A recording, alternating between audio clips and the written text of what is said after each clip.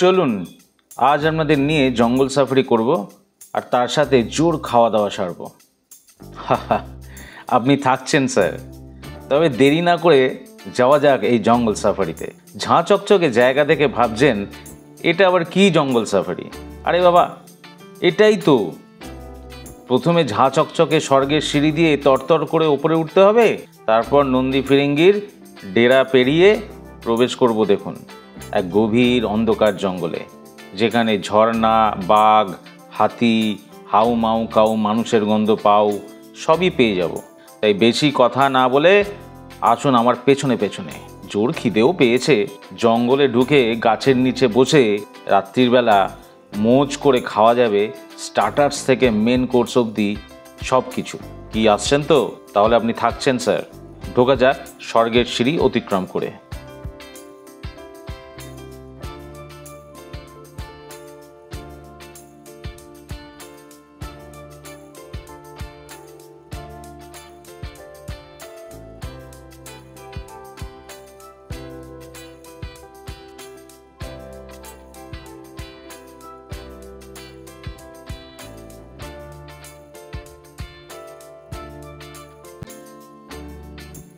যথারীতি বসে গেছি আমরা আমাদের টেবিলে, এবং মাটিতে বসতে পারলাম না, টেবিল পাতা আছে দেখছি, এই টেবিলেই বসতে হলো। আমি আবার একটা গাছের ঠিক সামনে বসে আছি। বেশ অন্ধকার জায়গাটা, যদিও আলো জ্বলছে। পাঁঠার মনোহারিণী, তারপর চিকেনের দাবদাপানি, মোচার কচু চিংড়ি, এই পদগুলো এখানে পাওয়া যায় কিনা জানি না, তবে এই পদগুলোর কথা মনে এলেই পেটে হরিণ ডাকে, সরি পেটে মুরগি ডাকে।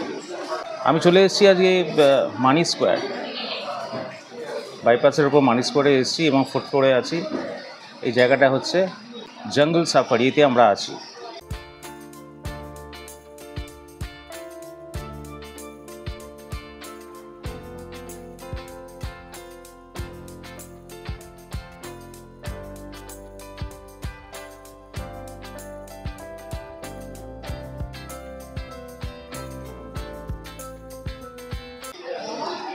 আমাদের সময় উইচ চিংড়ি, মানে চিংড়ি মাছের যদি পদ বলি, উইচ চিংড়ি, চিংড়ি মালাইকারি, এগুলো সহজ পদ ছিল, এগুলো মনে থাকতো।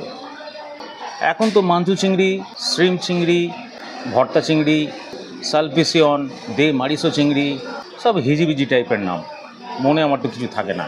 তবে এই রেস্টুরেন্টটা কিন্তু মানি স্কোয়ারে হেভি।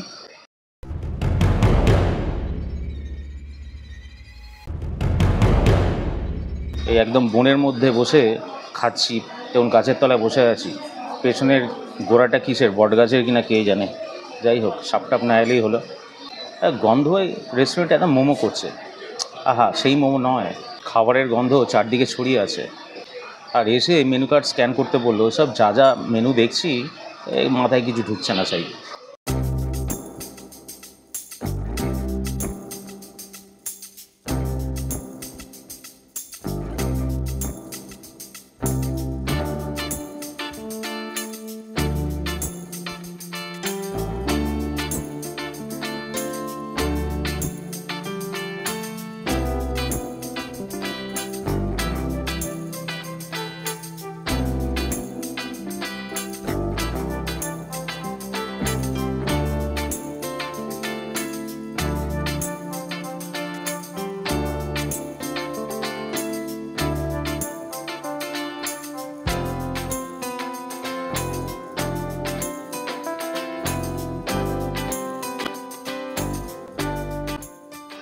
আগেকার দিনে মা, কাকিমা বা ঠাকুমা, তাদের সংসারটা অন্যরকম ছিল।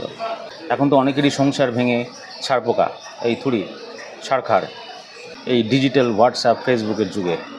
ঘরের বৌমাদের ঘরে আর সময় থাকে না, বাইরে কাজ করতে বেরোতে হয়, আরও অনেক চিন্তাভাবনা থাকে, বাইরের এঙ্গেজমেন্ট অনেক বেশি থাকে। তাই রান্নাবান্না করার পরিসরটা কমে গেছে। আর তার জন্য আমাদের কি করতে হয়, এরকম খাবারের দোকানে এসে আমাদের মরণাপন্ন রোগীদের মতন শরণাপন্ন হতে হয়। এদিকে বাঘ ডাকছে, শুনতে পাচ্ছেন? ওই দেখুন বাঘ ডাক, ওরে বাপরে বাপ। একবার আসুন এখানে আপনারা।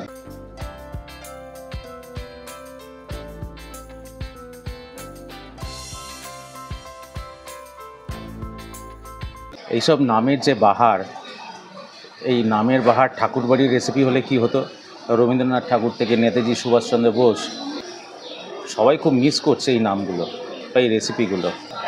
ভাগ্যিস ওনাদের এই যুগের হাওয়া লাগেনি।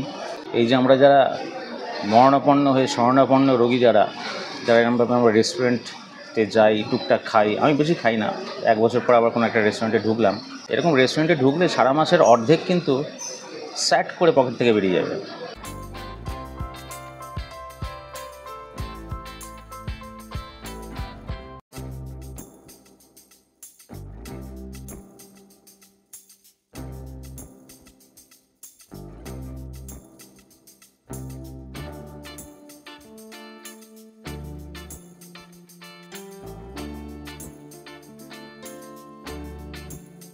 বললাম ছেলেদের হোটেল ম্যানেজমেন্ট বা কালিনারি পর পর পর, শুনলো না, সবাই ইঞ্জিনিয়ারিং করতে গেল।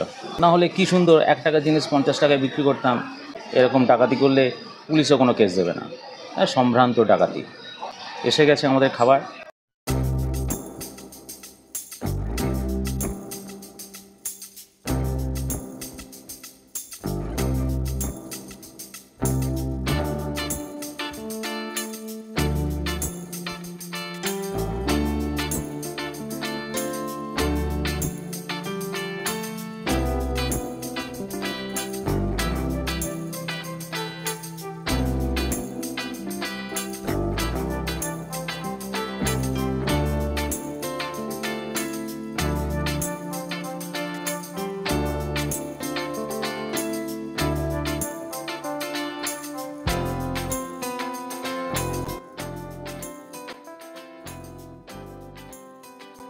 গোটা লঙ্কা দিয়েছে, আমি ভাবছিলাম যদি না দেয় লেবু আর লঙ্কাটা আছে, আমি ভাবি একটু লেবু লঙ্কা খেতে ভালোবাসি।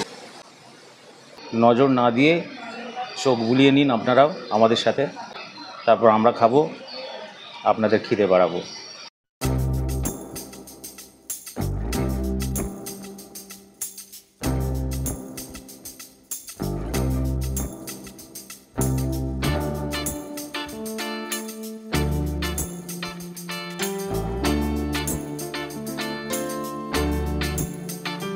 মটনের হাড় খুব সফট, মাংসটা একদম মুখের ভেতরে চলে যাচ্ছে।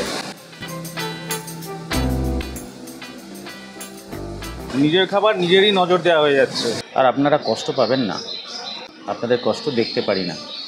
মানি স্কোয়ারে আমাদের মতন 4th ফ্লোরে চলে আসুন, নাহলে আপনাদের পাড়ার কোনো রেস্টুরেন্টে ঢুকে গিয়ে আপনাদের কষ্ট লাঘব করে বেরিয়ে আসুন। তাহলে আজ টাটা বাই বাই। আমাদের খাবারগুলো সব ঠান্ডা হয়ে গেল, দুধ ছাই, টাটা। হরি তোমাদের লইয়া যে কি করি।